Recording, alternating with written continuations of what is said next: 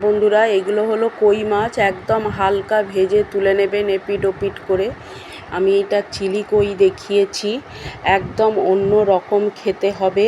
আপনারা এরকম আমি যেভাবে বানিয়েছি এইভাবে আপনারা যদি বানাতে পারেন, বাড়ির সবাইকে আমার মনে হয় দিলে, পরিবেশন করলে সবার খুব পছন্দ হবে, খুব ভালো লাগবে এটা খেতে।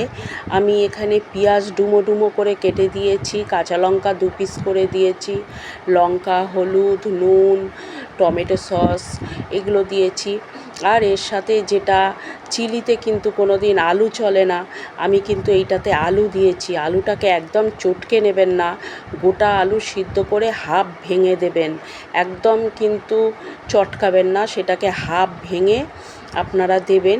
চিলিতে কিন্তু কেউ আলু দেয় না, আমি কিন্তু এটায় আলু দিয়েছি। আলুটা কিন্তু মাস্ট, আলু, টমেটো সস এইগুলো কিন্তু দিতেই হবে। এইভাবে আমি যেভাবে বানিয়েছি এইভাবে বানিয়ে একবার দেখবেন, একদম অন্য রকম লাগবে। কই মাছ তো অনেক কিছু দিয়ে খেয়ে দেখেছেন, একবার এইভাবে বানান, একদম অন্য রকম লাগবে, খুব সুস্বাদু, খুব ভালো। আমার বাড়িতে এইটা বানালে সবাই খায়, সবাই খুব পছন্দ করে।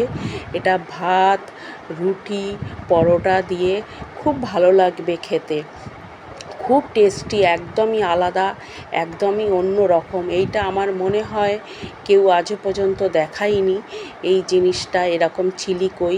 আমি আমার চ্যানেলে ফার্স্ট টাইম দিলাম। আপনারা খেয়ে কমেন্ট করবেন কেমন লাগলো এইটা খেয়ে, আমাকে অবশ্যই কমেন্টে জানাবেন।